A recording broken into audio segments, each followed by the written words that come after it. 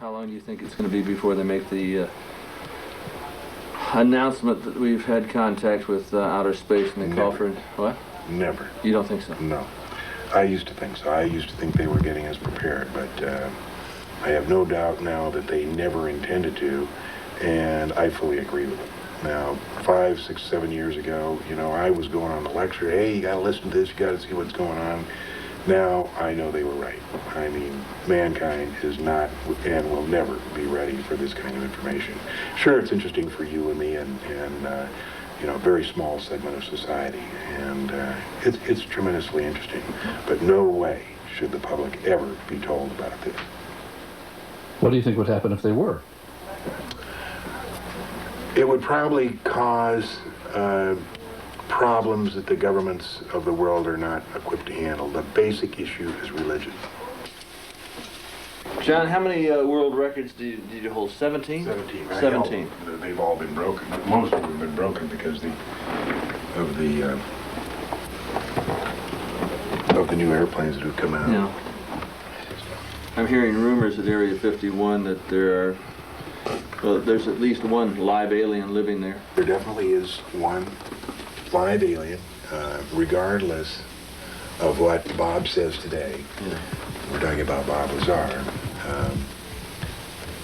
During December and January, December of 1988, January of 1989, when he was working up there, he sat right in that chair whenever he'd come back from the test site, and he'd tell me what he saw. And I'll never forget the January 1989. I was sitting at that desk writing out checks, and he comes in and he said, "John, you'll never know what it's like to see your first alien." Could you relate the you know, the times you went up there with the Lazar looking for craft yourself? We went up twice. The first time was not. The first time he knew it was going to fly. He knew it was going to fly just after sunset, and that was March 22nd, 1989. And we drove up there with Gene Huff, and we had my motorhome. And we pulled in just as it was getting dark, and I was setting up the Celestron scope. And they were outside looking. They said, "Here it comes." And you can see this real bright light coming up from behind the range.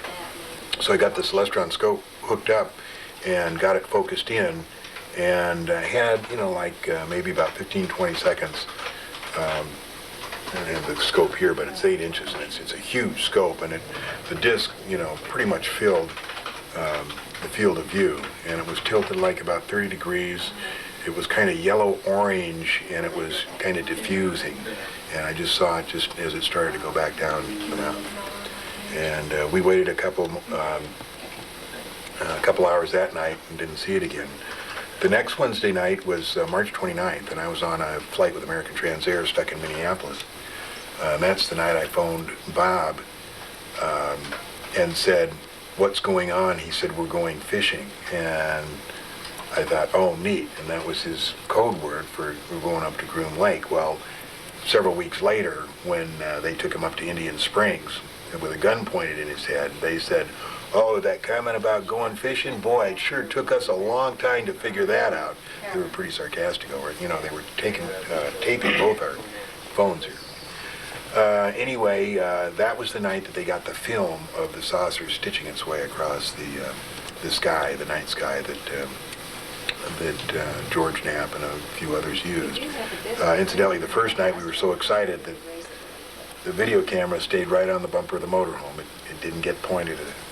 I don't know why that happens, but it does. Anyway, the third night was April 6, 1989, and that's when Gene and me and Bob's wife, and his wife's sister went up there. We rented a car because I had blown the transmission on the motorhome, and Bob just had a two-place 280Z, and I had just my truck, so we rented a car to go up there. There was no mystery about that, which people make a big deal about, but we just had no other way to get up there. We drove in, we had in the back Geiger counters, film, cameras, videos, everything. And as we drove down Groom Lake Road at that time, we thought that the legal cutoff was that road that comes down from Mailbox Road. And so when we got there, I said, look, let's just stay here. And, you know, even if we get a mile closer, it's not going to make that much difference in the film. And they said, no, let's go on. So we went another couple hundred feet, and we had the lights out. And I was leaning out the window, telling them to go left and right. We stopped, and a couple sets of headlights, you know.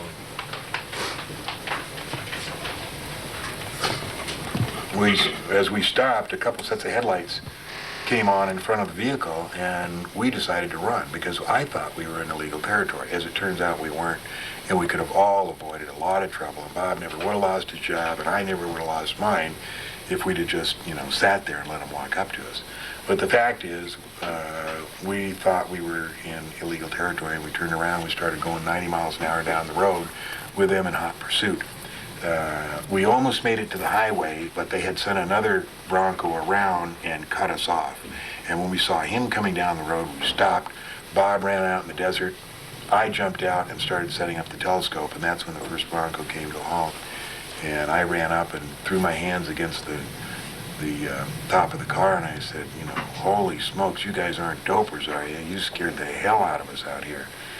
And they get out, and they all were armed with machine guns, and they stand around. There was like 4 or 5 of them, and they stood at port arms around us. And the one guy said, what are you guys doing up here? And we said, we're just looking at the stars. He said, well, why did you run? And I said, like I said, we thought you were dopers. And he said, well, we're not. We need to see some identification, and we showed him some, we had to give him our social security and the driver's license, and he ran it, and all this process took about 30 minutes. And he said, we can't kick you off the range here because this is BLM land. He said, but we'll make it awful uncomfortable if you stay here. So they turned around and left. We stood behind the car waiting for about 15 minutes, and then Bob comes out of the desert.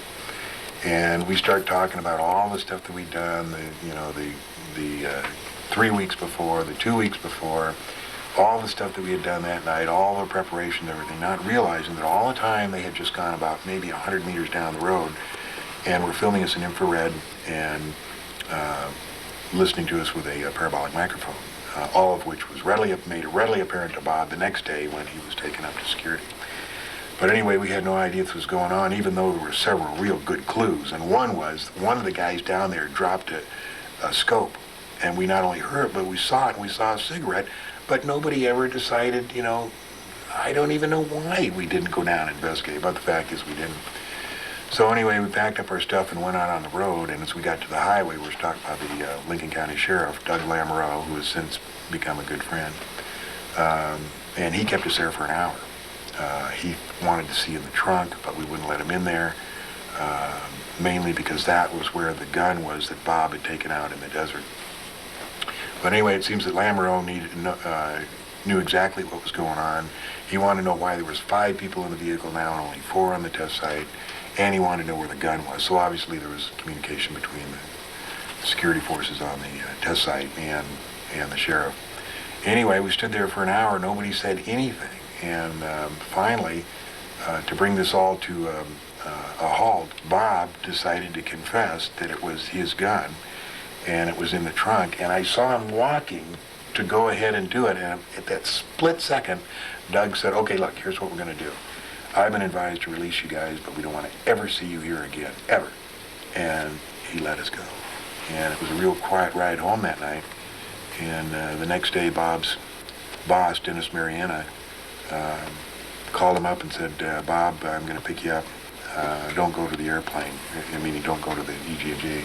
He picked him up. He drove him up to Indian Springs, which is this site of the entire security for the test site. And they actually pulled him out of the car with a gun in his head and a gun in his ear and said, Bob, when we gave you the security clearance and told you this was a secret, it didn't mean you could tell all your friends about the flying saucers. Now, do you want to work with us or not? And he was non-committal. And for the next few days, he was making up his mind. And I think the reason he decided not to continue working up there was the fact that the last 2 trips that he made up to Groom Lake, he could remember flying up and flying back, but he couldn't remember what they did. And the mind control program that they have for the people that are involved up there in very, very classified programs is disconcerting. You can remember everything you have to when you're up there and work and everything, but when you come back, you can't remember anything. All you can remember is getting in the airplane and coming back. And that was real disconcerting to Bob, who has an IQ of way over 200. And the tunnels that are going from the Groom Lake facility, it goes out across and underneath the Tickaboo Valley, as I understand it. They're 70 feet across. I don't know too much about the tunnels, but we did find a new base out there. It was kind of interesting. I heard about it in 1983-84. A friend of mine was in construction, and he was up there working on TTR, Tonopah Test Range. And I was pumping him, and I said, hey, anything else going on up there? He says, yeah, as a matter of fact, there is. He said, over on another range, they're building something. Then I talked to a guy who drove a fuel truck up there, and he said, yeah, he said, once I was delivering fuel up to TTR, and he said, where we come in at Gold Reed, he said, I had to wait for something like an hour for a procession of cement trucks going by. He said, it was just unbelievable how many cement trucks there were. And the facility is called Sandia, and I'll show you where it is. It's in Paiute Mesa, and they started in 1980, and they finished in 1987. I did a little story down here on Channel 3 about it. And a guy called in after the newscast and said, yes, I'm from, originally from El Paso, and I was hired to work on Sandia. And he said, yes, we started in 1980, finished 1987. It's totally underground. You can't see anything above ground, and believe me, I've tried, even though the closest point you can get to it on the... You're going to show me the picture? Or where? Which ones? The location of it. Yeah. The closest you can get to it is 25 miles. And it's a long ways. The guys that fly into it say that when you land there, and I'm talking about EG&G Special Projects, they take the passengers in and out. They say you can't see the runway until the last second. And then they land. They're not allowed to ever get out of the airplane, like up at Groom Lake, they can go to the cafeteria. At this place, they have to sit in the cockpit. They're not allowed to get out.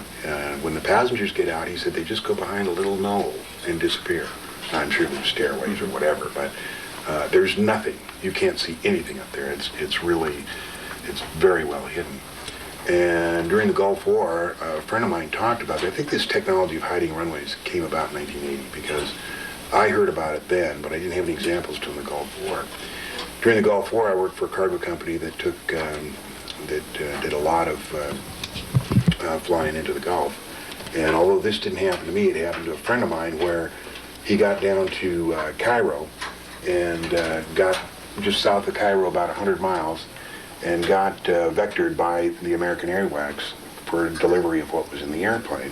And it was at night, and they couldn't see anything, and he was told when to put his flaps down, when to put his gear down, and at 500 feet, lights came on, and he landed there. They unloaded, took off, and went on his way.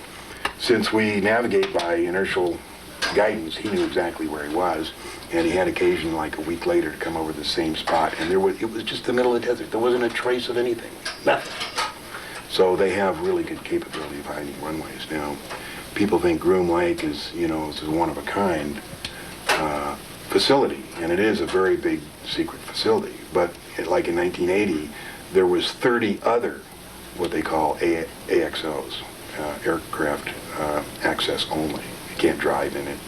In 1980 there was 30. So today there may be more. There may be more. There may be less. But this is Las Vegas. This is Highway 95. This is 93. This is Mercury. This is Beatty. These are the places where I was trying to hike up to. They were the closest to the border that you could leave within the Sandia. Here's Sandia. When they built it, they put this extra little security range around here. There's absolutely no indication that anything is there except an enormous power line going right into there, and it just stops now. Coming from where? Coming from down here, maybe down as far as here. This whole area is NRDA, where they originally built the nuclear rocket. All that facility is there. This is the famed Yucca Mountain where they want to store stuff. This is Groom Lake. That's the news strip there. TTR is up there. The orientation of the runway is there. On December 23rd, I was flying a mail contract in a DC-8, and I came by this way, just to the north of here, going into Oakland, and I tuned in Dreamland 120.35. As a matter of fact, if you want to listen to them going in and out, I can put it on the scanner, because I got a big antenna that goes here. So it was about 5:30 in the afternoon, real cloudy, real dark and everything, so I just turned on 123.35 and said, Dreamland, Dreamland, John Lear and Bob Lazar wish you a Merry Christmas. And you know that nobody answered me. The Frankenstein factories where they create alien-looking There's no beings. question about it. I had a friend that worked up at the test site who went to work in the 80s, the early 80s, late 70s and early 80s, over in Saudi Arabia for one of the major contractors over there, Osama bin Laden. And he had a lot of strange things happen. He came back, you know, and before I got into this in 7 years ago, I was relatively straight. I mean, I, you know, did my stint for the CIA. I believed in, you know, God and apple pie and Chevrolet, and, you know, flying sausage to me were, I mean, just, you couldn't even mention it. You know, I wasn't interested then. So we sat down in the early 80s at my house over on the other side of town, and we're guys, you know, what's going on, and nothing, and there was kind of a lull in the conversation. He says, John, what do you know about, I can't think of the word. We were talking about genetic engineering. What is it when they create a human? Cloning? Try to pick, oh, yeah, he says, Cloning. He says, John, what do you know about cloning? And I said, you know, nothing. I mean, this was so far out to me, and he said, just let me tell you, it's all real and it's all happening. And this is from Cecil McMains, a guy who's so down to earth, who worked on the SR-71, who did a lot of stuff, you know, and he would never, ever come out with something so unusual as that. So they have Frankenstein factories, the missing kids, the milk carton kids. You know, I used to talk a lot about that, and there was a lot of kids that were missing in like 83, 84, 85, and it's my understanding that the FBI discontinued annual reports of missing people because There was a million that were missing, and then actually about 80 or 90,000 that just simply disappeared. I mean, they didn't wind up as prostitutes on Hollywood Boulevard or as sex slaves or in some shallow grave. There's 80 or 90,000 that just simply disappeared. Yeah. We have both seen the film that was taken out of the Dulce facility. Why would somebody make pictures like this showing the creation of some sort of alien being? And this is a facility. This is a facility that's run by the United States government. I mean, with your tax monies. Yeah, I've heard Hamilton talk about the Dulce facility, and I've also heard about, you know, genetic engineering programs at Area 51. Yeah, there's no question that Dulce exists. You know, I was the one that kind of led the research on that. I was at a meeting in Crestone, Colorado, and Tom Adams handed me a letter from a lady who lives in Las Vegas, and she was the one that tipped us off that this thing existed. So I talked to her, and she knew the location of some photos and videotape that had been taken inside Dulce by a guard who escaped during what they call the Dulce Wars of 1979. He used to contact her every 6 months, and he said, if I ever miss contacts 2 in a row for a year, you can go after this box, which they had hidden somewhere here in Nevada, that contained 6 minutes of videotape, 25 black and white photos, and some other documentation about what went on in Dulce. About 2 years ago, he did turn up missing. We never heard from him. And I think there was like 12 or 13 attempts after the box, but it had been hidden maybe at least 10 years ago in the terrain and the foliage, and everything changed. I don't think they ever got it out. He said on level 5, you'd walk on by and people would be in cages and screaming and begging for help, and he was told I heard that. to walk straight on through and not look or pay attention. Yeah. These people are all mad. I heard that. And then from another source, Air Force engineering source, I heard that when he went there, they referred to it as Section D. And then Bob heard it referred to when he was up at the test site just once, and somebody said, mentions something about being shipped to Dulce, but that's the only reference he ever heard to it. Now, I call these, the guys who are working in the facility as Igors, the invisible government's obedient robotons. So it really is a Frankenstein factory. I'm hearing rumors at Area 51 that there's at least one live alien living there. There definitely is one live alien, regardless of what Bob says today. Yeah. We're talking about Bob Lazar.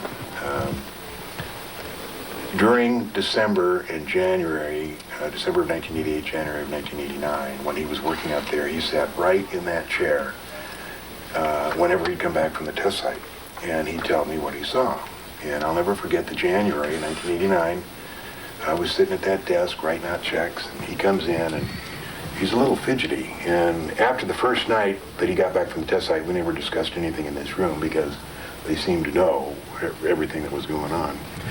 So he came in, sat down, and he looked fidgety, and he kind of went, let's go. So we went out in the back. There's a stable back there, a little alley back there. And I remember that I was, thought he had something really neat to tell, so I didn't grab my coat. I was in a short sleeve, and we went out there, and I remember it was bitter cold, the wind was blowing, and we stood in the alley, and I said, what? And he said, John, you will never know what it's like to see your first alien. I said, God, neat, how'd you see it? And he described the circumstances of walking down this hallway, being led by two guards, and going down the hallway and looking through this window. As a matter of fact, I have the original drawing that he drew this scene, and he said it was maybe a 12 by 12 window, and it had wires running through it, and he looked through it, and there was two scientists facing him in white lab coats, and the little gray talking to them. I said, could it have been a doll? Could it have been a midget? He said, no, John, it was an alien. And it was just really neat. He said walked down once, and then when he came back, he looked in, and they weren't there. And today, you ask Bob about that, he says, well, that's what John says, but I really don't remember myself. But I remember. I remember the night it happened, and I remember going out and him being pretty Do you have the excited. picture? Yeah, I'll show you a little drawing that he made of what it looked like looking through the window. See this thing here. This is the piece of paper That he drew? that Bob drew that night. Yeah. First of all, he drew how the hangars were, 360 feet, Yeah. each 46 bays. This was the corridor, this was the window, and those were the two scientists, and the little gray. The scientists are facing us, the gray is going that way, and that's what he saw through that window, and he's very meticulous, showing, where and under what circumstances he saw it. This is the drawing of how the hangars fit up against the mountainside. So this is the gray here? Right there. Yeah. Yeah, these are the two scientists, and that's the window he looked through. Oh, I see. In 1962, Kennedy ordered what became known as the report on Iron Mountain, and what he was interested in was finding out if there's anything other than war that could stimulate the economy to the extent war could. We've always had a war to stimulate the economy. Always had one. In recent years, we had Vietnam and then Saddam Hussein, which was all manufactured. I mean, I flew an airline. For an airline, we used to take the troops, American troops in there, Green Berets, to train Saddam for the 2 or 3 years before that war. Well, they create the crisis. They create the crisis. So the report from Iron Mountain said really that there was nothing that would stimulate the economy as well as war. And they had considered medical research, space research. They said that there was one thing that would stimulate it, and that was a threat from an extraterrestrial species, real or imagined.